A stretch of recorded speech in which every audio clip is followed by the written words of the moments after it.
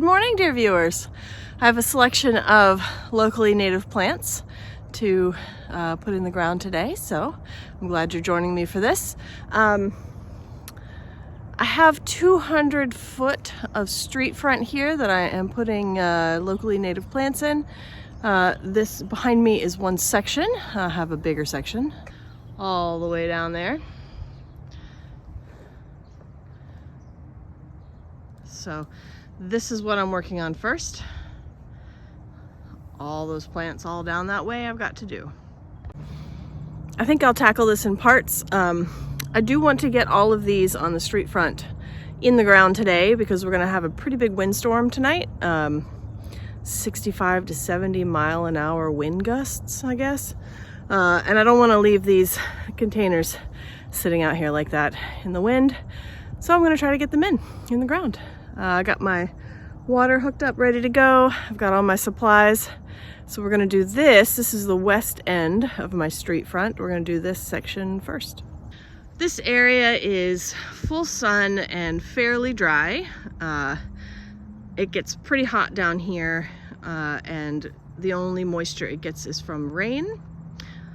So I put dry loving, hot, full sun plants down here.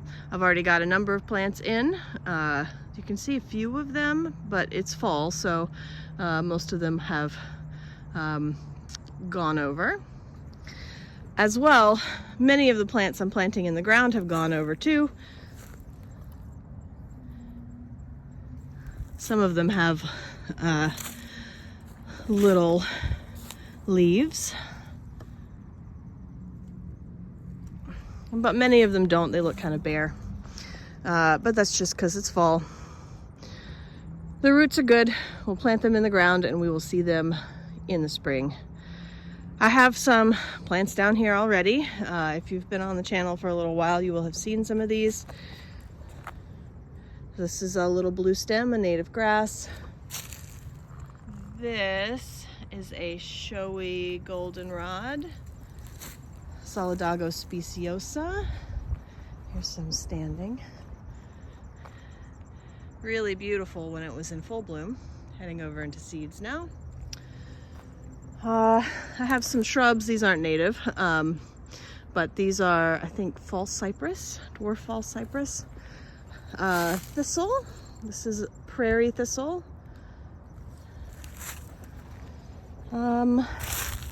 Little tiny things. I think that's probably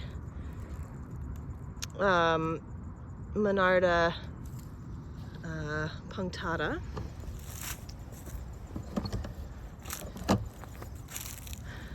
Another thistle leaf in there.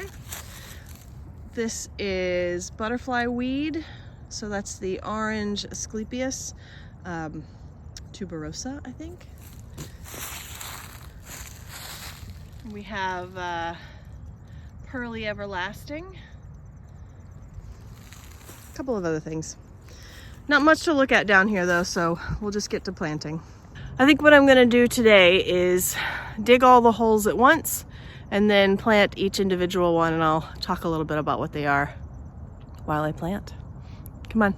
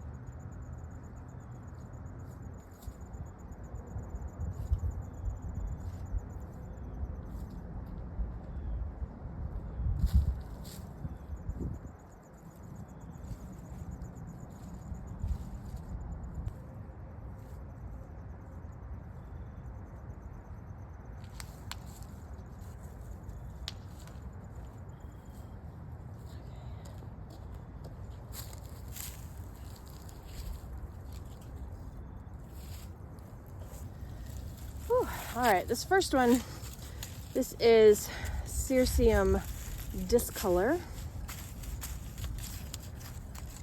Pasture thistle, field thistle, whatever you want to call it.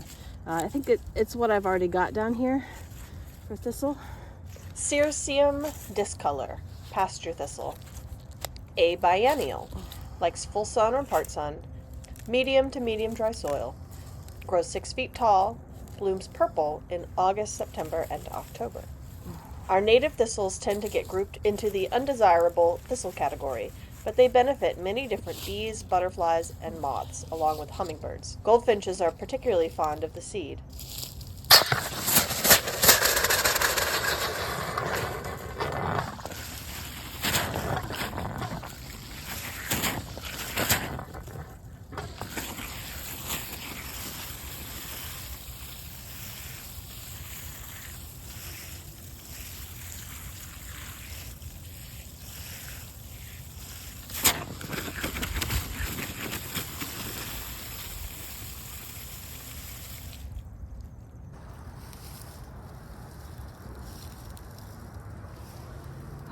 This one is Rudbeckia hirta, or black-eyed Susan. Ooh. It is a short-lived perennial. Rudbeckia hirta, black-eyed Susan. This plant is a biennial. It likes full sun or part sun. I'm going to try to divide it. Oh, easy enough. Medium wet to medium dry soil, grows 2 feet tall, blooms yellow in June, July, August, September, and October. Black-eyed Susan is one of the larval host plants of the silvery checker spot. Its bright yellow flowers attract many different kinds of butterflies, moths, and bees. It is a high value to pollinators. I'm going to do 3 here and 1 more over there.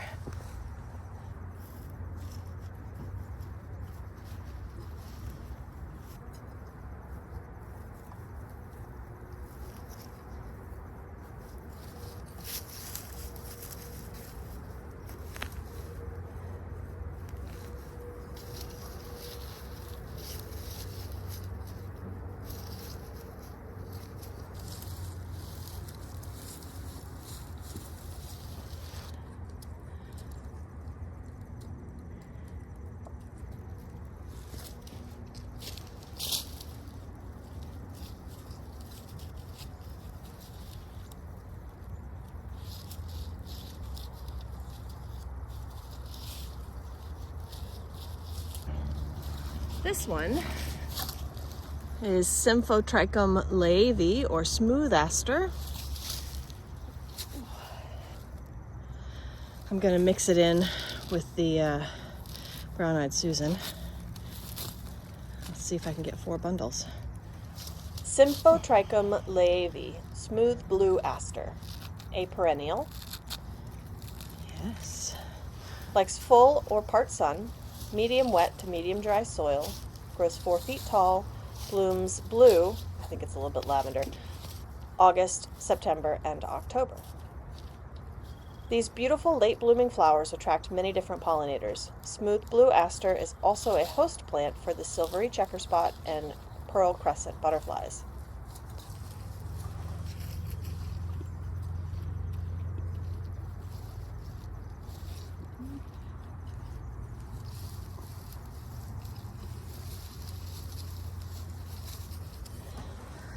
So we've got, over here. So we've got 1, 2, 3 brown-eyed Susan and a purple smooth aster.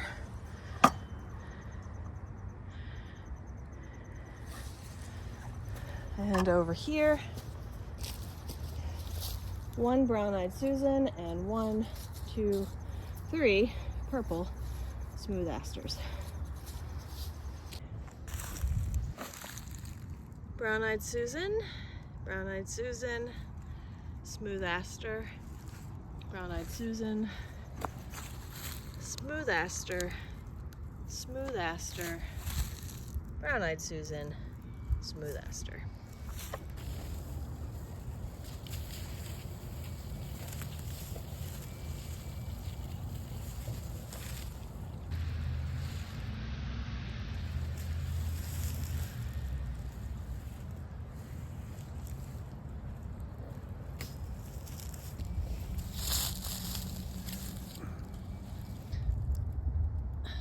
Monarda punctata. I have 2 of these containers. I'm going to try to split this one in 2 and the other one in 4. Should be easy enough.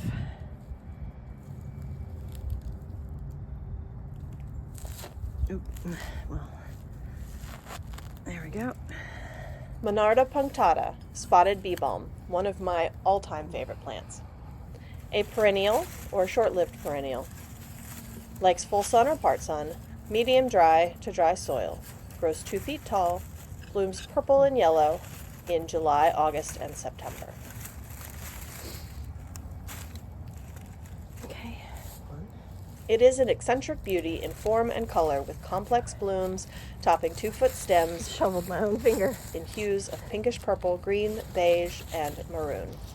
These blossoms attract honeybees, bumblebees, and many butterflies, including the Carter blue butterfly.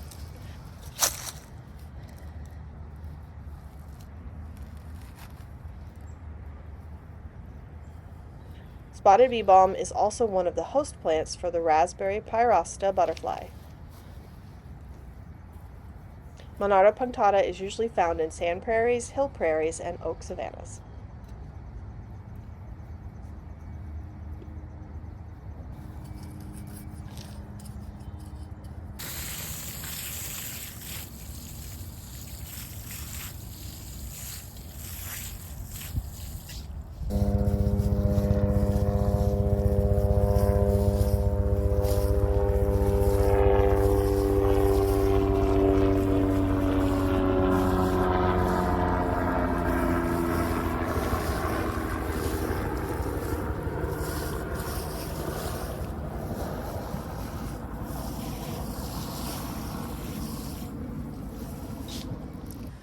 Okay, this one that you cannot see, there's a couple of little leaves right here. This is Baptisia tinctoria, yellow wild indigo. Good roots on it though. All right. Baptisia tinctoria, small yellow wild indigo. A perennial. Likes full sun and part sun, medium wet to dry soil. Grows 2 feet tall. I hope I'm not in your way. Let's see if I can get in here. Blooms yellow, June, July, and August. When most baptisias are done blooming, the small yellow wild indigo is in full flower, making it a great shrub-like perennial for a landscape setting. Very versatile. Here we go.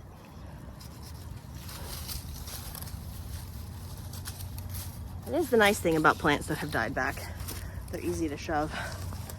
Baptisia tinctoria is one of the host plants of the wild indigo dusky wing skipper and the clouded sulfur butterfly. This one, this is Cirsium pumilum, or pasture thistle, or field thistle. This is why common names are hard. Okay, let's see if I can split this. I'd like it in 2. Oh good, there we go. 2 it is. Cirsium pumilum, fragrant thistle or pasture thistle. A biennial or short-lived perennial. Likes full sun, medium to dry soil. Grows 1 to 3 feet tall. Blooms purple in late summer and fall. Okay, 1. Be carefully back down the hill here. The fragrant disc flowers bloom in purple, pink, or white and attract butterflies, bees, and birds. It is often found in roadsides, disturbed areas, meadows, and fields. It is drought tolerant and prefers full sun. It is a high-value nectar plant for bees and butterflies, and songbirds eat the seeds and use the tufts of the seeds for their nests.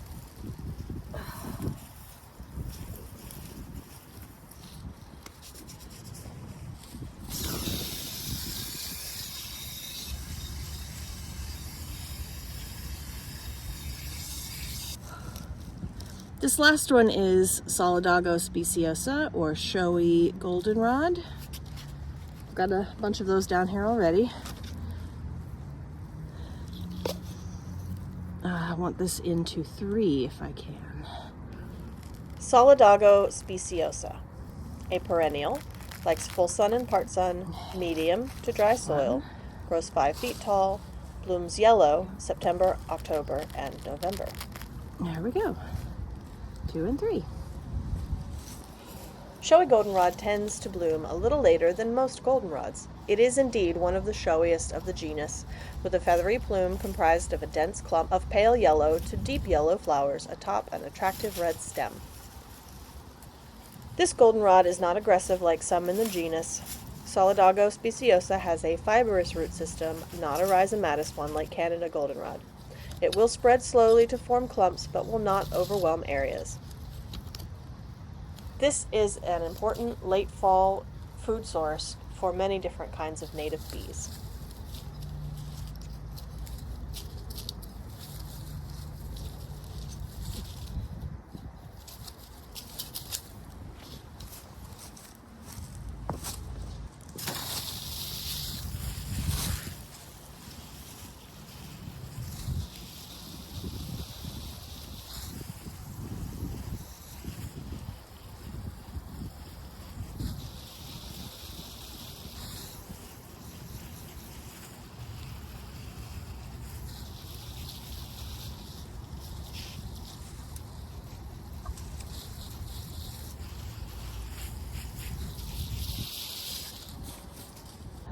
Part 1 complete.